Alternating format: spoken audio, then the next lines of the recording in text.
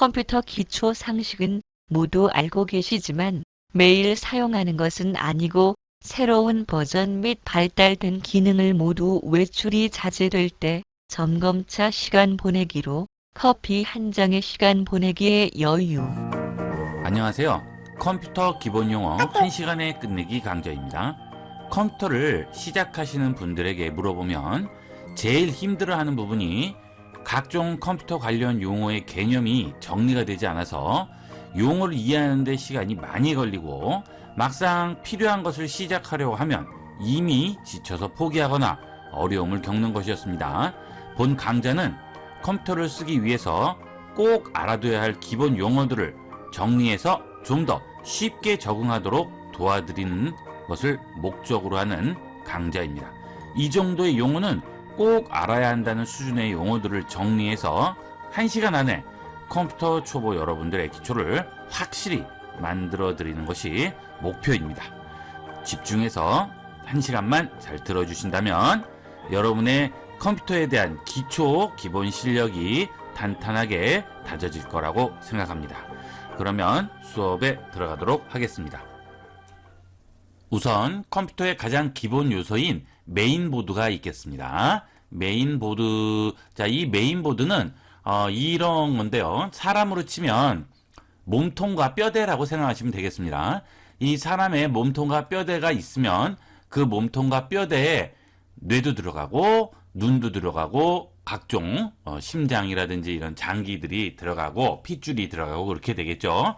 이게 이제 기본적인 몸통과 뼈대라고 생각하시면 되겠어요. 이 메인보드 안에 여러 가지 CPU라든지 램이라든지 그래픽 카드라든지 이런 것들이 들어가게 되고 전원이 공급되게 됩니다. 자, 이 첫 번째 구성 요소인 메인보드가 되겠어요. 이 메인보드에 모든 칩들이나 여러 가지 하드디스크라든지 모니터라든지 이런 모든 것들이 다 여기에 연결이 되게끔 되는 거죠. 자, 이 메인보드는 뭐 많이 들어보셨을 거예요. 두 번째는 CPU가 되겠습니다. CPU. 이 CPU는 사람 몸통에서 제일 중요한 뇌가 되겠죠. 이 부분이 바로 여기에 들어가는 CPU가 되겠어요. CPU를 한번 보도록 해볼까요?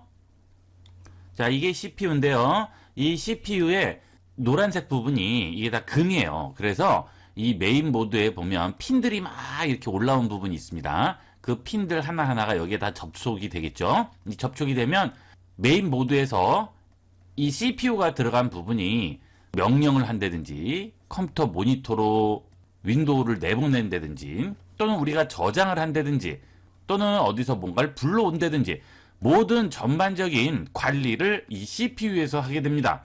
그래서 우리가 뇌에서 각 팔과 다리로 명령을 내리고요. 그 다음에 생각도 하고 계산도 하고 모든 걸 다 하겠죠. 이 CPU가 그런 역할을 해줍니다.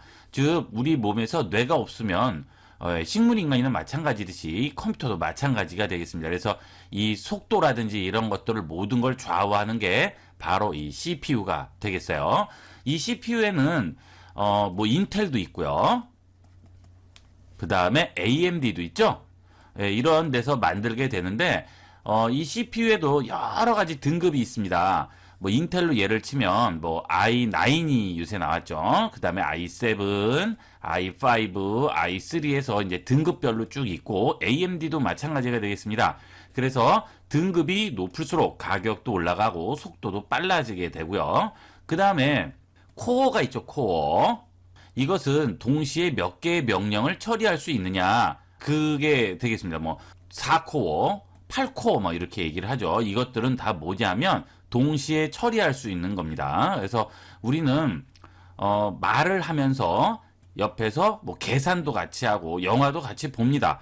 이거는 멀티죠. 동시에 여러 가지를 할 수가 있는 거예요. 작업을. CPU는 코어가 많아야 동시에 여러 개를 할 수가 있죠. 그래서 예를 들어서 뭐 2코어다, 2코어다 그러면 말하면서 TV 보는 건 되지만 더 이상의 작업은 안 되는 거예요. 뭘 쓴다든지 이런 것들은 안 되는 거죠. 요게 코어라고 생각하시면 되겠어요. 그래서 멀티코어가 많을수록 좋겠죠. 그 대신 가격은 올라가게 되겠죠. 또 이런 식의 CPU도 있습니다. 그래서 이렇게 침이 다 올라와 있죠. 요 침이 메인보드에 아예 붙어 있는 거는 아까 금방 본 것 같은 방식이고요. 여기에 홈이 이제 쭉 파여 있어요. 그거는 이제 얘를 거기다 끼울 수 있게끔 돼 있는 CPU가 되겠죠. 이 CPU마다 다 종류가 틀리는데 어쨌든 이렇게 접촉 단자가 굉장히 많은 겁니다. 이러면 전부 CPU가 되겠죠. 자, 이렇게 해서 메인보드에 설치가 되는 부분이 이제 이 부분이 CPU가 되겠습니다. 이 부분이 CPU가 되겠고, 이번에 이제 램이에요. 램, 요 부분이죠. 예, 여기죠. 메모리라고 하죠. 메모리 또는 램, 뭐 한글로는 메모리라고 부르죠. 또는 뭐 기억 장치, 뭐 여러 가지로 부릅니다. 예, 이런 것들이 전부 동일한 거예요. 램. 자, 뭐 컴퓨터 램이 얼마냐 많이들 물어보거나 뭐 인터넷도 보면 많이 나와요. 컴퓨터 사용 얘기할 때. 자, 우리가 CPU는 어떤 것을 명령을 하고 어떤 작업을 처리하라고 하는 그런 것들만 할 수 있지. 자, 금방 한 것을 저장하는, 기억하는 기억장치 역할은 전혀 못합니다. 그래서 이런 것들을 해주는 것들이 이 전부 램이 되겠죠. 우리가 익스플로러를 실행한다든지 또는 뭐 워드를 실행한다든지 브라우저 같은 걸 실행을 하게 되면 그 브라우저들은 전부 이 램에서 모든 작업이 이루어지게 됩니다. 일단 우리가 종이를 자르거나 작업을 할 때 책상이 있어야 거기다 얹어놓고 작업을 할 거냐요. 공중에서 작업을 할 수가 없죠. 그죠? 이 램이 바로 이런 책상의 역할을 한다고 생각하시면 됩니다. 임시 기억 장치예요. 임시. 그래서 잠깐 작업을 할 때 여러 가지 작업물들을 펴놓고 여기서 작업을 해주고 이제 이 모든 작업이 끝나면 아예 저장을 할 수가 있게 되겠죠. 요게 이제 램입니다. 램은 어떻게 생겼냐면 요렇게 생겼어요. 요게 이제 노트북의 램이 되겠습니다. 우리 노트북들 많이 보시죠? 이 노트북은 램이 요렇게 생겼어요. 그리고 노트북 말고 컴퓨터는 일반 데스크탑이라고 하죠. 대탑이라고 하죠. 이런 것들은 이렇게 길쭉하게 돼 있죠. 근데 보시면 여기 이제 홈이 들어가 있어요. 이렇게 그죠? 이 홈 위치가 램 종류에 따라서 틀립니다. 지금 DDR3에서 DDR4로 넘어가죠. 이거는 이제 이런 메모리 만드는 회사들이 다 모여서 규격을 정하는 거예요. 인텔하고 전부 다 모여서. 이게 왜 이름이 이렇습니까? 그거는 그냥 그 사람들이 정한 거니까 그냥 이렇게 알아두시면 되겠죠. 이제 앞으로는 DDR5가 나오게 되겠죠. 근데 지금 DDR4로 이제 점점 넘어가고 있고 DDR3는 예전 방식이죠. 이 방식에 따라서 여기 있는 홈들이 위치가 다 틀려요. 어떤 거는 여기에 두 개 이렇게 뚫려 있고 어떤 거는 이쪽에 하나만 뚫려 있고 다 틀립니다. 그래서 틀린 메모리를 꽂을 수가 없어요. 아무리 여러분이 꽂으려고 해도 들어가지가 않죠. 메인보드에 보시면 이게 메모리 꽂는 데인데 야 여기에 홈 부분이에요. 근데 이게 다른데 홈이 이렇게 튀어나와 있으면 예를 들어 저 여기에 홈이 올라와 있고 여기는 편편하면 꽂으면 꽂을 수가 없겠죠. 그래서 이런 거 설치를 하실 때는 걱정을 하지 않으셔도 됩니다. 이렇게 모양만 딱 보면 맞지 않으면 아예 들어갈 수가 없기 때문에 설치할 수가 없어요. 이게 메모리가 되겠습니다. 자, 그 다음에 하드디스크가 되겠습니다. 자, 우리가 저장을 해서 어딘가에 보관을 해야 돼요. 그런데 자, 없으면 안 되겠죠. 그래서 그 부분이 이렇게 된 게 하드디스크가 되겠어요. 자, 메모리에서 아까 말씀드린 대로 컴퓨터가 있으면 메인보드에서 메모리가 있죠. 메모리. 이 메모리에 일단 얹어서 모든 작업들을 해준다고 그랬죠. 자, 그런데 전기가 이제 꺼졌어요. 전원을 꺼버리면 여기에 있는 건 모두 날아가는 겁니다. 그렇기 때문에 어딘가에 저장을 해줘야 돼요. 이제 여기는 책상 서랍, 캐비넷 같은 거라고 생각하시면 돼요. 요거는. 그래서 이제 모든 작업이 끝났으면 이것들을 이 안에 딱딱 저장을 해주죠. 요거를 뭐라고 부르죠? 요거를 HDD 또는 하드디스크 또는 저장장치 이렇게 부르죠. 전부 다 같은 얘기가 되겠습니다. 여기에다가 이제 우리가 램, 즉 메모리 위에서 하던 작업을 CPU의 명령에 의해서 이렇게 저장을 해주게 되겠죠.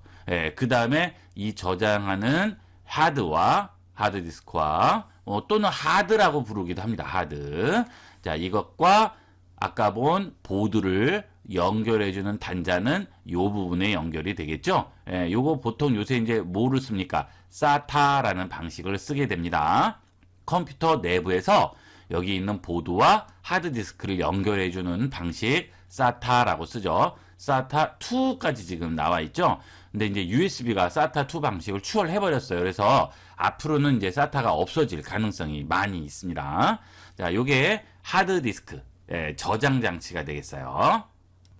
그 다음엔 그래픽 카드가 되겠습니다. 자, 우리가 이 보드만 있으면 컴퓨터 모니터에서 이걸 우리가 봐야 되는데 무슨 작업상을 볼 수가 없어요. 그래서 이 보드랑 컴퓨터 모니터를 연결을 해줘야 되는데, 자, 이 보드에 컴퓨터 모니터 연결 단자가 아예 없어요. 원래는. 없기 때문에 이 모니터로 보게끔 하려면 뭔가 연결을 해줘야 되겠죠. 그래서 그 역할만 담당해 주는 게 그래픽 카드가 되겠습니다. 그래픽 카드. 이 그래픽 카드는 비디오 카드라고도 불러요. 비디오 카드 또는 뭐 VGA라고 부르기도 하는데, 이게 이제 옛날에 부르던 거고, 비디오 카드나 그래픽 카드라고 부릅니다. 그런 것들은 보통 요런 데에 꽂히게 되죠. 여기에 꽂혀서 바깥쪽에 단자가 나와서 모니터랑 연결이 되게끔 됩니다. 자, 그러면 그래픽 카드를 한번 보도록 하면요. 요렇게 생겼죠. 그래서 이 보드에 있는 그 슬롯에 요것을 꼽는 거예요. 요것을 꼽고, 자, 그러면 케이스 바깥에 이 부분이 나오게 됩니다. 단자 부분이. 그러면 그 부분과 요 부분과 그 다음에 모니터와 이제 연결을 해주게 되겠죠. 케이블로. 비디오 케이블 또는 그래픽 카드 케이블로 연결을 해주게 됩니다. 이것들은 뭐 여러 가지가 굉장히 많아요.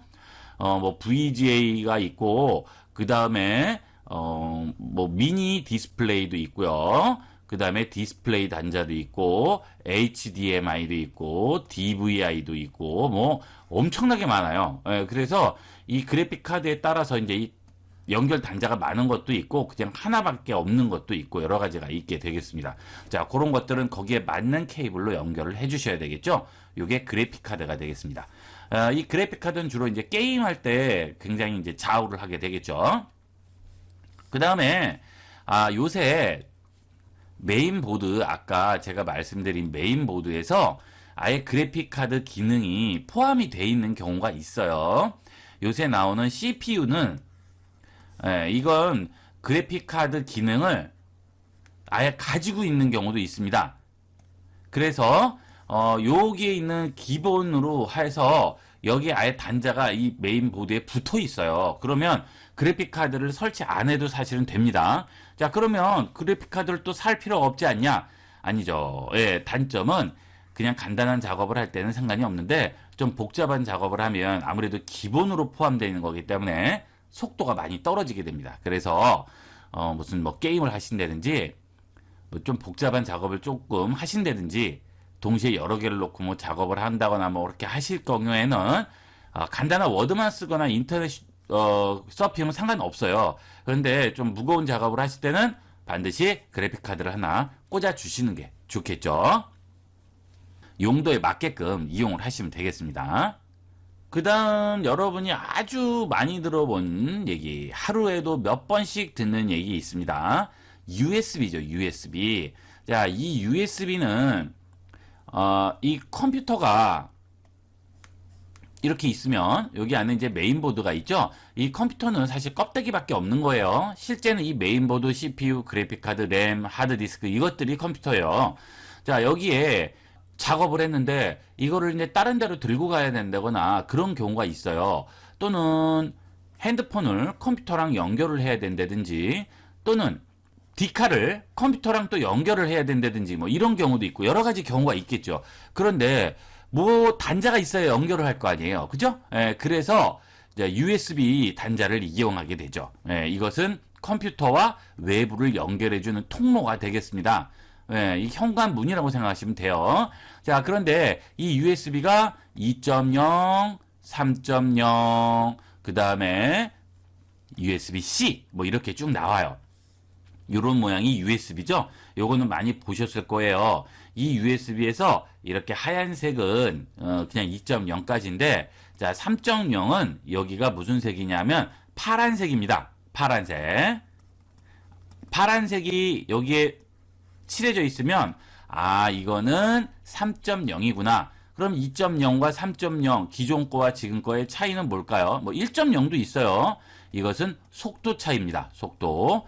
거의 2배씩 올라가요. 뭐 이거는 더 많이 올라가죠. 예. 자, C는 USB-C는 이거보다 3.0보다 더 빠르죠. 지금 뭐 4.0 나온다고 그러고 하는데 자, 속도가 막 엄청나게 올라가게 됩니다.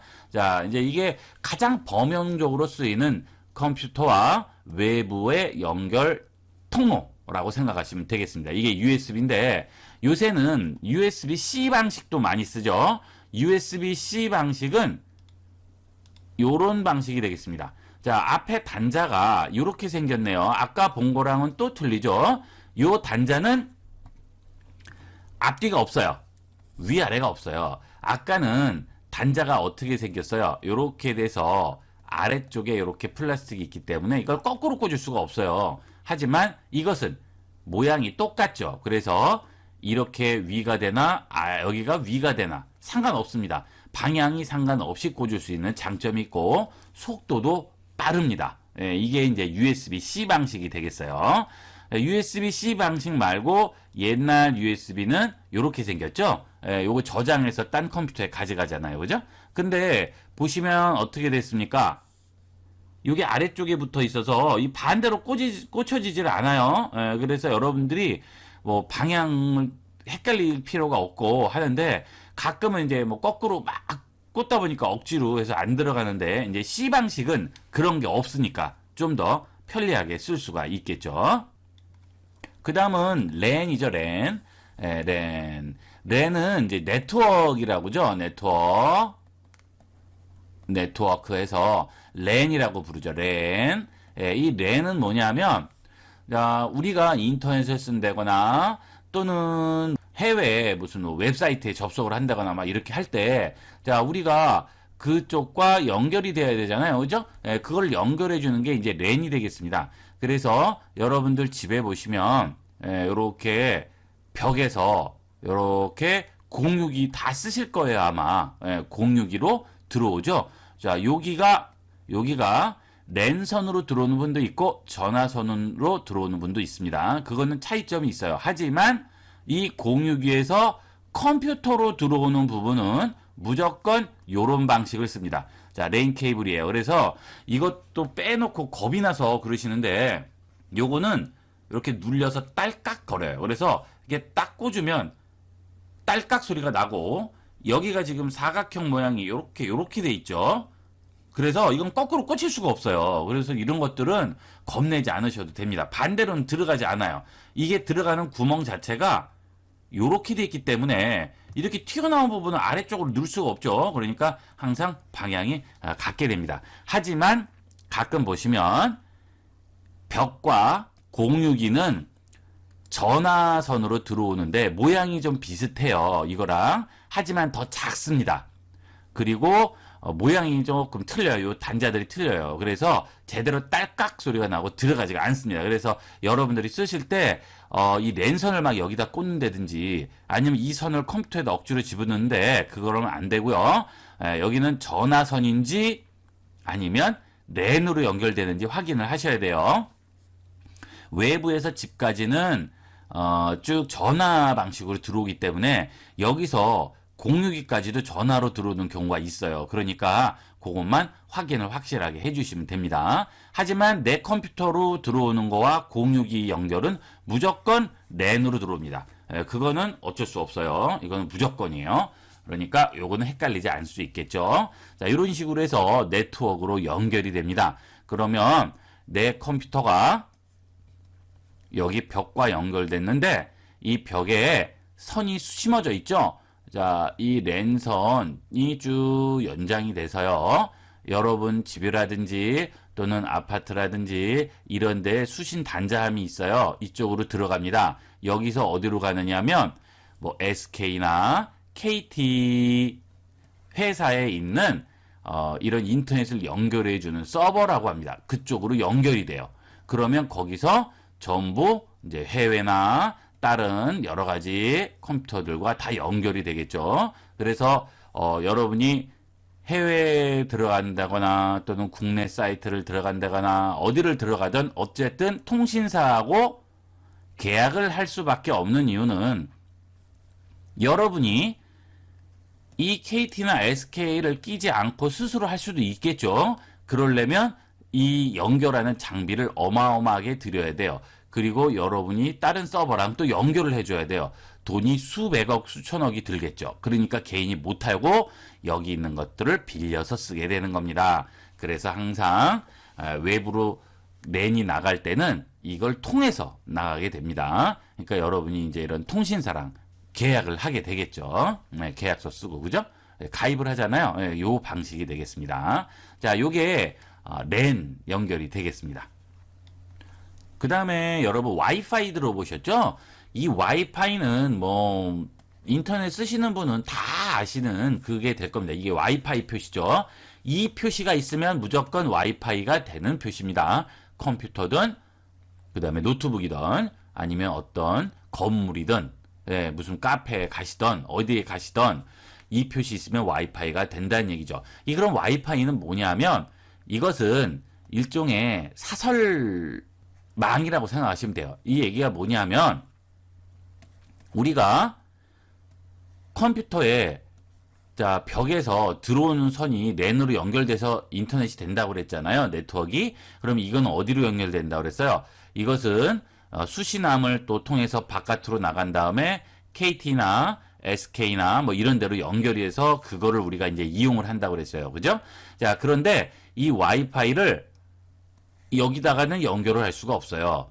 이것은 어디서 연결이 되느냐 하면 공유기에서만 연결이 될 수 있는 그런 가상의 사설망이 되겠습니다. 그래서 공유기를 가진 사람이 그 공유기 범위 안에서 여러 가지 사람들과 네트워크를 이용을 하는 거예요. 그러면 이 와이파이를 통해서 이 공유기를 통해서 컴퓨터를 통해서 뭐 인터넷으로 나간다든지 그죠? 예, 또는 이 공유기 통해서 와이파이를 통해서 이렇게 이건 무선이죠. 무선 일단 다른 컴퓨터들 그 공유기하고 연결된 다른 컴퓨터들과 연동을 시킨다든지 서로 뭐 자료를 옮긴다든지 또는 통신을 한다든지 하는 그게 바로 이 와이파이가 되겠습니다. 그래서 이 와이파이는 실질적으로 이것을 이 KT나 SK랑 연결해주는 이 수신함 아까 말씀드렸죠. 이 수신함이 있어야지만 공유기와 수신함이 있어야지만 연결을 할 수 있는 거지. 자, 이 공유기와 수신함이 없으면 연결이 안 되겠죠. 그래서 여러분이 이제 지하철 같은 데를 타거나 아니면 어디 뭐 커피숍 같은 데 들어갔을 때 와이파이 비번 표시를 써놓고 그러잖아요. 그건 뭐예요? 거기에 공유기가 있다는 뜻이에요. 와이파이 전용 공유기가 있다는 뜻이죠. 예, 그래서 그걸 통해서 이제 거기에 있는 수신함을 통해서 KT나 SK로 들어가게 되는 겁니다. 즉 와이파이는 공유기 하나에 연결되어 있는 애들끼리 서로 통신, 네트워크가 가능하게 해주는 그런 기능이 되겠습니다. 규약이에요, 일종의. 이 자체로 인터넷에 연결이 되지는 않는다. 와이파이가 거치는 공유기나 그게 반드시 있어야 된다. 예, 그거 생각하시면 되겠고요. 그 다음에 블루투스가 있어요. 이 블루투스는 와이파이보다 더 좁은 의미의 이름이 되겠습니다. 자, 와이파이가 있고요. 블루투스가 있죠. 예, 블루투스는 이 와이파이는 공유기에 연결되어 있는 모든 컴퓨터들끼리 다 이제 연결을 시키게 해주는 건데 블루투스는 공유기가 필요 없어요. 그럼 더 편한 거 아닌가요? 짧아요. 그 대신 거리가 10m도 안 됩니다. 그 다음에 중간에 뭐 가로막히는 게 없어야 돼요. 예, 그래서 굉장히 거리도 짧고 중간에 막히면 안 되니까 따지는 게 많죠. 하지만 간편한 점은 블루투스가 지원되는 기기들끼리는 통신이 가능한 거죠. 이 블루투스는 뭐에 많이 씁니까? 스피커에 제일 많이 쓰고요. 또는 무선 헤드폰 같은 거 있죠? 예, 무선 헤드폰에도 굉장히 많이 쓰이게 되겠죠. 그 다음에 뭐 무선에 관련된 거는 이 스피커뿐만이 아니고 뭐 다 많이 씁니다. 이 블루투스를. 요 표시 나오면 블루투스예요. 아니면 글씨까지 써 있는 것도 있는데 보통 요 표시가 나올 겁니다.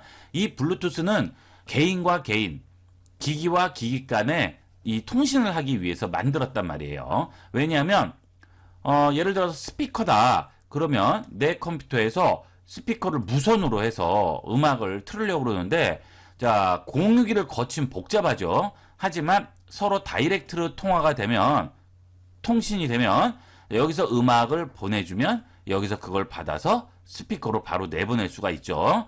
딜레이 같은 것도 안 되는 겁니다. 와이파이 같은 거는 여기 컴퓨터에서 공유기로 갔다가 또 여기서 다시 기기로 갔다가 왔다 갔다 하려면 시간차가 발생하는데 이 블루투스는 그런 거 없이 바로바로 통신이 되겠죠. 그래서 기기들 간에는 블루투스를 많이 쓰는데 뭐 동시에 여러 개를 이렇게 하지는 않고요. 한 번에 하나씩밖에 안 됩니다. 그래서 예를 들어서 셀카봉 같은 거 보시면 여기에 이제 무선으로 버튼 누르면 핸드폰 사진이 착 찍히는 경우 있죠. 이건 전부 뭐예요? 블루투스가 되겠어요. 그래서 검색해서 이 기기랑 연결이 페어링이라고 하죠. 페어링. 이 페어링이라는 걸 하면 서로 기기들끼리 연결이 됐다는 뜻이에요. 그러면 이제 그 기기는 연동을 해서 쓸 수가 있는 거죠. 자, 이게 이제 블루투스가 되겠습니다. 자, 그 다음에 서버의 개념을 한번 알아보도록 하겠습니다. 자, 이제 이렇게 그려놓고요. 이게 서버가 되겠습니다. 서버. 이 서버 얘기는 굉장히 많이 들어보셨을 거예요. 자, 이 서버는 뭐냐면, 자, 내가 인터넷을 한단 말이에요. 그러면 이게 이제 뭐 개인 컴퓨터예요. 개인 컴. 자, 여기서 작업을 해서 이제 인터넷을 했어요. 인터넷을 하면 인터넷 뭐 예를 들어서 어느 홈페이지를 들어가요. KT 홈페이지를 들어간다거나 아마존 뭐 외국의 그런 홈페이지를 들어가게 되면 그 홈페이지가 내 컴퓨터에 있는 게 아니죠. 그러면 그게 어디에 있을까요? 어떻게 해서 내 컴퓨터에 보여지게 될까요? 그거는 전부 다 이 서버라는 데 있는 겁니다. 서버. 이 서버는 전 세계에 수십억 대도 넘게 있겠죠. 엄청나게 많아요. 그 다음 개인용 컴퓨터들도 많이 있습니다. 이런 개인용 컴퓨터들이. 자, 그러면 이 서버들은 어떻게 되어 있느냐? 전부 연결되어 있어요. 이렇게 그물망처럼 전부 이 서버랑 연결되어 있어요. 이 서버고 이것도 서버 다 서버입니다. 서버가 전부 다 이렇게 그물망 같이 전부 연결되어 있어요.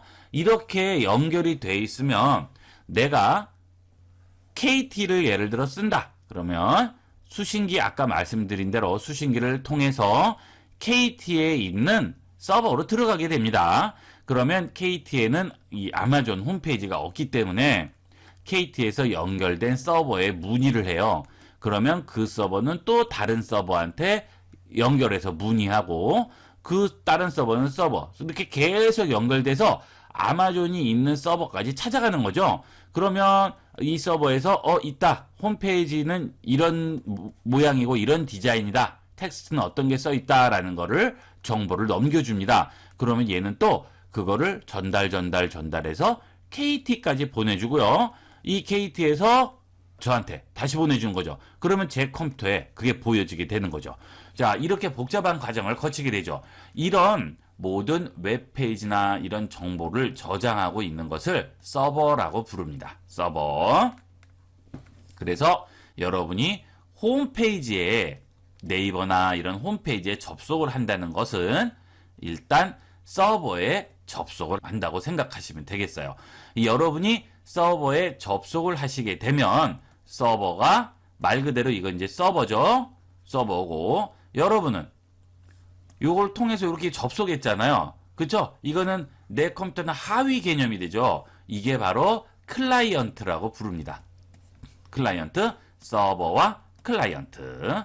뭔가를 요청하는 쪽은 클라이언트고 뭔가를 보내주는 쪽은 서버가 되겠어요. 그런데 자, 이쪽 서버에서 KT한테 보내줬어요. 그러면 KT 서버가 또 클라이언트가 되는 거예요. 여기는 서버가 되고. 근데 이번에는 얘가 KT한테 문의를 해서 자료를 여기다 줬어요. 그럼 얘가 이번에는 서버가 되고 요건 클라이언트가 되겠죠.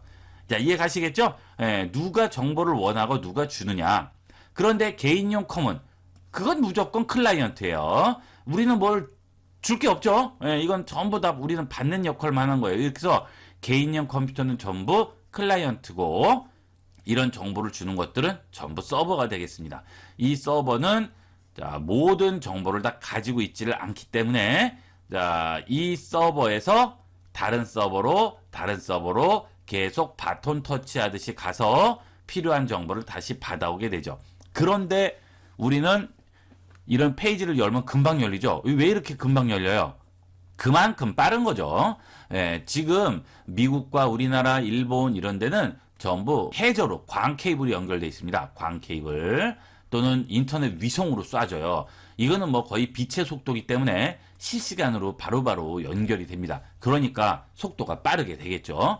그리고 우리 지하에 이 케이블들 매설되어 있는 것들도 이런 통신 케이블은 전부 광 케이블입니다. 예, 빛으로 쏴주는 케이블이죠. 그러니까 빛의 속도니까 엄청 빠르겠죠. 예, 그럼 여기서 번쩍하면 바로 저기서 나오니까 예, 속도가 빠른 거예요.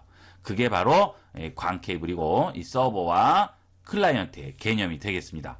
자, 그런데 우리는 어느 홈페이지에 접속을 했어요. 그렇단 얘기는 그 서버에 접속을 했다는 얘기라고 말씀을 드렸죠. 예, 그러면 이 서버는 누가 들어왔다 나갔는지를 로그 파일이라는 데다 다 기록을 합니다. 일일이. 이거는 그냥 들어갈 수 없어요. 다 기록을 해줘요.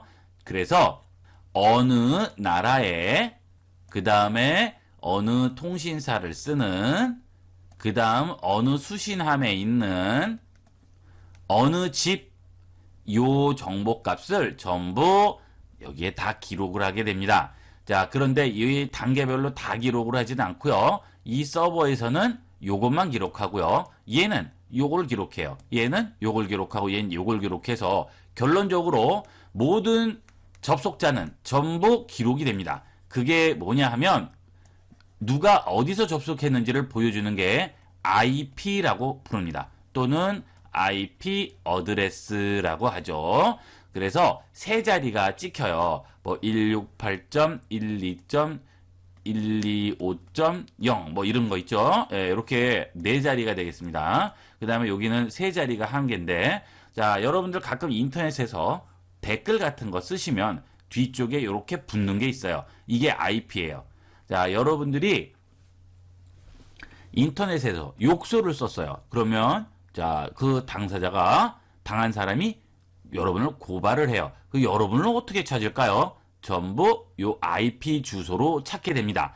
그렇기 때문에 이거는 여러분이 무슨 PC방 같은 데서 쓰기 전에는 여러분 집에서 쓰시는 한은 이 IP 주소는 서버에 무조건 기록이 되니까 여러분은 도망갈 수 없는 거죠. 반드시 걸리게끔 돼 있습니다. 또는 찾으면 다 찾을 수가 있는 거예요. 이게 바로 IP 어드레스 또는 IP가 되겠어요. 그래서 집에서 그런 거 하실 때는 조심하셔야 되는 게 그래서 그렇고요. 자, 그 다음에 여러분이 외부에서 해킹을 당할 때 자, 여러분 IP 주소를 이용을 해서 들어오게 됩니다. 그렇기 때문에 이 해커들은 이제 IP를 우회한다고 하죠. 서버가 있으면 괜히 이렇게 해서 바로 접속을 할 수 있는데 이 서버를 계속 여러 군데 서버를 막 돌아다니다가 그래서 들어오는 거예요. 여러분한테. 그러면 나중에 이거 역추적하기가 굉장히 어려워요.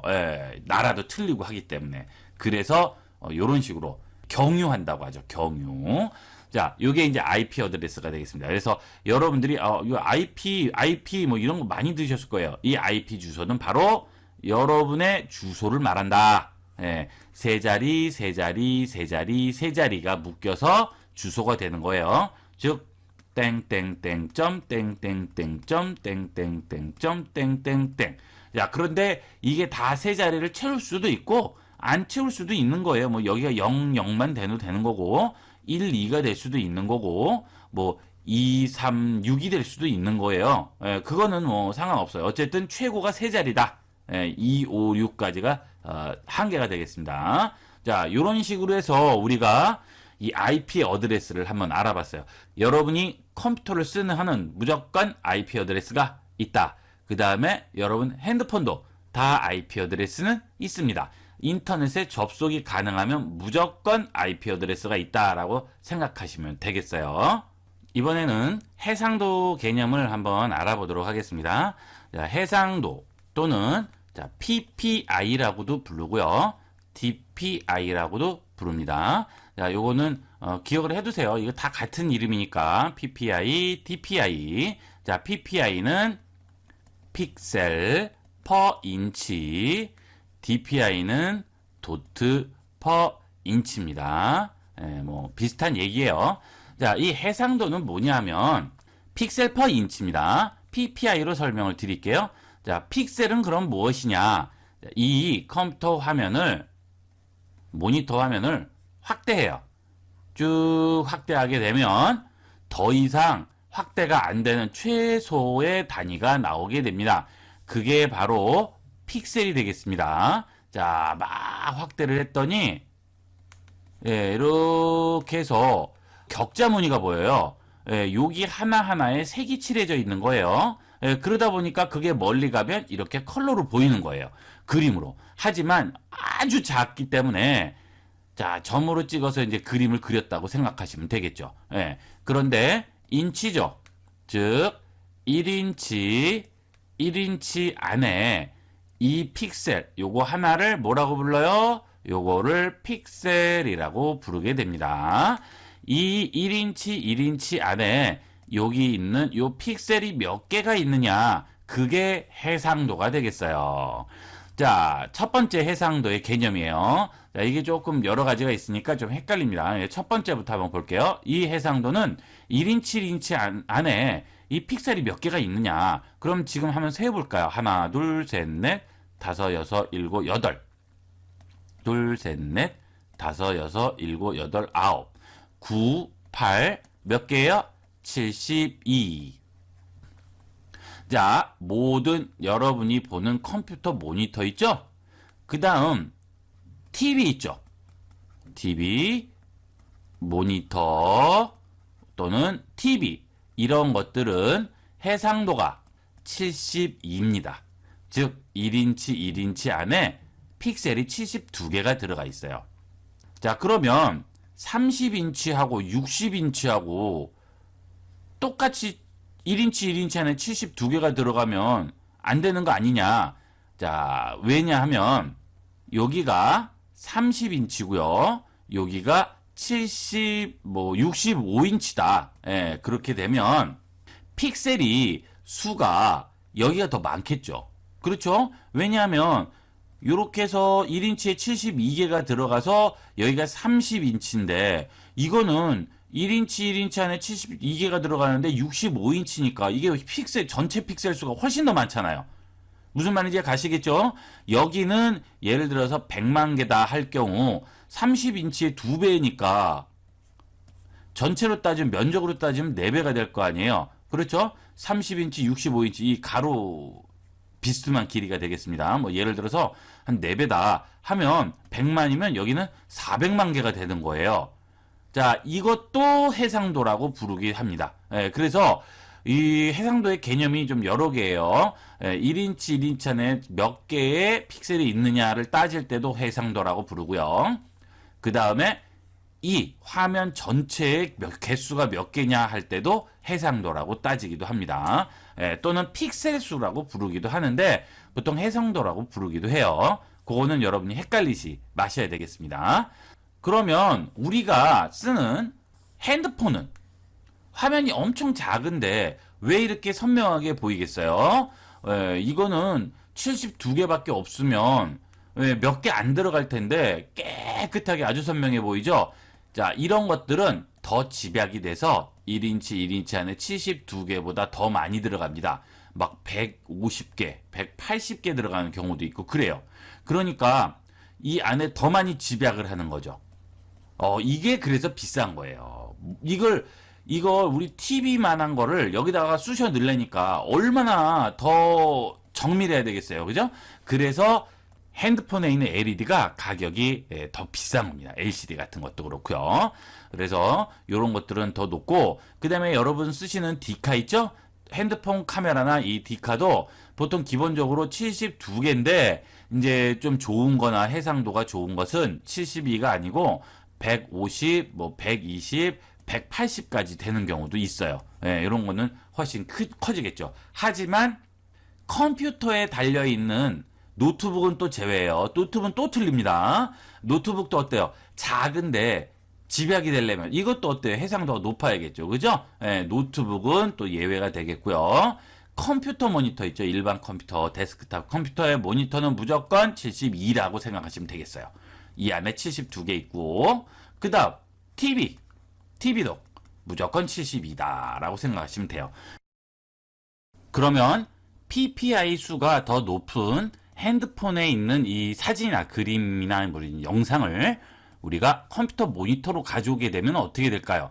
예를 들어서 여기는 150 PPI예요. 1인치 1인치 안에 150개가 들어있고 컴퓨터 모니터는 72개예요. 자, 그럼 이게 여기 있는 사진을 컴퓨터에서 열면 어떻게 보이겠습니까? 이렇게 생각하시면 돼요. 이런 식으로 요렇게 돼 있는 픽셀들이 돼 있는 건데, 자, 여기는 더 같은 공간 안에 더 많은 픽셀을 넣다 보니까 픽셀이 어때요? 더 작겠죠? 네, 요렇게 돼 있다고 칩시다. 근데 이거를 컴퓨터 모니터에 넣어요. 컴퓨터 모니터는 픽셀이 이만합니다. 그러면 여기 있는 똑같은 그림이라도 여기 있는 핸드폰, 즉 해상도가 높은 데서 본 거는 요 사이즈면 더 해상도가 낮은 모니터 있죠. 72개짜리 모니터에서 보게 되면 픽셀이 크게 되니까 어때요? 사진이나 그림이 더 크게 나오게 되겠죠. 자, 요런 차이를 갖습니다. 요거를 여러분이 이해를 하셔야 돼요. 그래서 똑같은 그림이라도 핸드폰에서 보는 거와 그 다음에 모니터에서 보는 거는 크기가 틀려지죠. 그거는 어쩔 수가 없습니다. 그리고 이번에는 확장자를 말씀을 드리도록 할게요. 확장자는 뭐냐 하면요. 확장자는 우리가 파일명이나 이런 것들을 보면 이렇게 뭐 코리아면 코리아 이렇게 나와 있어요. 그런데 사실은 뒤에 점 뭐 하고 뒤에 이렇게 붙어 있습니다. 이게 생략되어 있는 거지 우리 눈에만 안 보이는 겁니다. 자, 원래는 붙어 있는 거예요. 그러면 이 확장자가 뭘 표시하느냐 하면 파일의 종류를 표시하게 됩니다. 파일 종류. 가장 대표적인 파일 종류가 txt. 이것은 뭐예요? 문서. 자, 글씨들이 모여 있는 파일이 되겠죠. 문서 파일 txt. 그 다음에 jpg. 이건 뭐예요? 그림이죠. 그림. 네, 그래서 이 뒤에 확장자만 봐도 이 파일이 뭔지 대충은 알 수가 있어요. .avi. 이건 뭐예요? 이거는 동영상. 그렇죠? 그 다음에 .mp4. 이것은 동영상 똑같죠? 그 다음에 .mp3. 이건 뭐예요? 음악. 그래서 여러분들이 뭐 mp3 가져와라, 뭐 mp3 담아줘라 이러면 뭐예요? 뒤에 이 확장자를 말하는 겁니다. mp4 있냐 하고 물어봐요. mp4로 줘. 그럼 뭐예요? 동영상. 이거 뒤에 확장자를 말하는 거죠. jpg도 마찬가지가 되겠습니다. 그래서 기본적인 확장자가 뭘 말하는지는 여러분이 알고 있어야 되고요. 그 다음에 여러분이 인터넷에서 무슨 파일을 다운받았어요. exe 파일이라고 합니다. 이런 건 뭐냐? 이런 거는 실행을 할 수 있는 파일이에요. 네, 이 자체적으로 컴퓨터에서 실행이 되는 겁니다. 네, 이 txt 파일이나 jpg나 av이나 mp4, mp3는 자체적으로 실행이 안 돼요. 무슨 얘기냐? 이거 더블 클릭하면 다 실행된다. 네, 이거는 실행이 되는데 문제는 txt를 실행하기 위한 메모장이라든지 워드패드 이런 프로그램에서 실행이 돼서 얘를 불러오는 거지 이 파일 이 파일 자체가 실행되는 건 아니에요. 이 JPG도 어때요? 더블 클릭하면 실행돼요. 근데 이 JPG가 실행되는 게 아니죠? 뭐가 실행됩니까? 그림판이나 뭐 포토샵이나 이런 게 실행되는 거죠. AVI나 MP4 이것도 다 마찬가지입니다. 미디어 플레이어가 실행돼서 얘네들을 보여주는 거죠. 하지만 뒤에 확장자가 EXE가 붙으면 이런 중간 프로그램이 필요 없이 얘 자체가 프로그램이 되는 거예요. 그래서 다른 거 필요 없이 자체적으로 실행이 되게 됩니다. 그래서 이런 게 실행 파일이죠. 하지만 이런 실행 파일은 아무 데서나 다운받으면 어때요? 바이러스 프로그램이 될 수도 있고, 그 다음에 이런 실행 파일에는 바이러스를 심어 놓을 수가 있어요. 그래서 이런 게 좀 위험한 겁니다. 하지만 JPG나 AVI나 MP4, MP3 같은 데는 바이러스 같은 게 잘 안 들어가 있죠. 뭐 물론 이제 넣는 경우도 있는데 주로 이제 여기에 많이 넣게 됩니다. 그래서 여러분들이 다운을 받으셔서 EXE다 그러면 조금은 의심을 해보시고 바이러스 검사도 한번 해보시고 하셔야 되겠죠. 이번에는 요새 많이 문제가 되고 있는 액티브엑스를 한번 설명을 드리도록 하겠습니다. 자, 액티브엑스가 뭐냐? 예전에 윈도우 7 전에는 액티브엑스라는 플러그인이 있었어요. 그래서 그때는 이제 인터넷을 할 때 웹브라우저가 익스플로러였죠. 이 익스플로러를 열게 되면 자, 뭐 은행이라든지 또는 뭐 회사라든지 홈쇼핑이라든지 인터넷 쇼핑이라든지 이런 데에 접속을 하게 되면 자, 내가 여기에 계좌번호 같은 걸 다 입력을 해서 접속을 해서 결제를 하거나 그 다음에 계좌 이체하거나 하기 때문에 이런 개인정보가 왔다 갔다 하는 거를 중간에서 다른 사람들이 훔쳐가지 못하도록 플러그인이라는 방식으로 이 액티브엑스라는 일종의 프로그램이에요. 그거를 끼워 넣어서 자, 요런 것들을 방지시켜주는 그런 역할을 했습니다.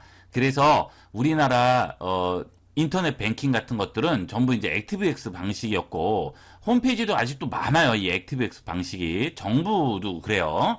그런데 문제는 이게 치명적인 문제가 있는 게 이 액티브엑스가 원래 막으려고 만들어 놓은 건데 오히려 이걸로 인해서 외부에서 해킹이 더 쉬워진 거예요. 이 막는 것을 오히려 통로로 해서 우리 컴퓨터로 들어간다거나 자, 업체로 들어가 버리는 이런 문제가 생기게 됩니다. 자, 그래서 이 액티브엑스 때문에 해킹 여러 가지 문제가 됐었어요. 그러다 보니까 이 액티브엑스를 마이크로소프트, 즉 윈도우 만든 마이크로소프트에서 이제 지원을 하지 않죠. 액티브엑스를 완전히 지원을 하지 않습니다. 그러나 우리나라는 이 액티브엑스에 전부 최적화를 시켜놨기 때문에 아직도 바뀌지 않은 것이 굉장히 많아요. 그래서 문제가 되는 겁니다. 이 액티브엑스가 자꾸 문제가 되니까 어떻게 돼요? 이쪽에다가 자꾸 뭘 하나 더 끼워서 못 들어오게 자꾸 막는 뭔가를 자꾸 막아대는 거예요. 그래서 뭐 핀 번호를 넣는다든지 그 다음에 보안 카드라든지 뭐 여러 가지를 끼워 넣는 거예요, 자꾸. 그래서 이 액티브엑스에 못 들어오게끔 자꾸 보안을 2중, 3중으로 자꾸 걸어 놓는 거죠. 그러다 보니까 사용자는 점점 더 불편해지는 거죠. 자, 앞으로는 이 액티브엑스를 없애자고 자꾸 하는데 이 아직 우리나라에 너무 많이 퍼져 있기 때문에 한꺼번에 없앨 수가 없어요. 이거는 아주 최고의 실패작이 되겠습니다. 이 액티브엑스는 되도록이면 안 까는 게 좋겠죠. 그래서 우리가 이제 요새는 이 브라우저를 크롬을 많이 쓰죠. 이 크롬을 쓰면 뭐 액티브엑스에 상관없이 이제 적용이 될 수가 있으니까. 그리고 앞으로 점점 이 액티브엑스는 사라지게 될 거겠죠. 그 다음에 여러분이 이제 하다가 보시면 플래시라고 또 뜨는 경우도 있어요. 플래시 플레이어가 없다. 플래시 플레이어 없다. 자, 이거는 어도비에서 인터넷용으로 애니메이션 시키기 위해서 만든 프로그램인데 이 어도비라는 회사가 포토샵도 만든대죠. 그런데 문제는 이 플래시가 이 액티브엑스나 비슷해요. 그렇기 때문에 이것도 또 문제가 많았습니다. 그래서 이 어도비에서도 플래시 지원을 아예 끊어버렸죠. 그래서 이제 플래시를 이제는 지원하지 않습니다. 그렇기 때문에 이 플래시도 되도록이면 설치 안 하시고 하시는 게 좋겠죠. 이 액티브엑스하고 플래시는 되도록이면 없어져야 할 가장 문제 있는 프로그램이라고 할 수가 있겠어요. 이렇게 해서 컴퓨터를 처음 시작하시는 분들이나 이미 조금 쓰시는 분들도 자, 기본적으로 알아야 될 이 기본 용어들이 있어요. 예, 요것들을 한번 쭉 정리해서 말씀을 드렸습니다. 최소한 이 정도는 알고 계셔야 여러분이 어디 가서 대화를 하더라도 아니면 인터넷에 올라온 여러 글을 읽더라도 당황하지 않고 적응할 수가 있겠죠. 이 내용들은 되도록이면 외우시는 게 좋아요. 한번 쭉 들으시고 아시면 괜찮겠지만 잘 모르시겠다는 분은 반복적으로 들여서 최소한 이 용어는 알아야 되는 거니까 무조건 익히도록 하십시오. 이거 알아야지만 어디 가서 뭐 얘기라도 할 수 있겠죠. 그죠? 예, 절대 후회하지 않습니다. 꼭 이런 것들은 외워두도록 하세요. 자, 이번 시간은 여기까지 하도록 하겠습니다.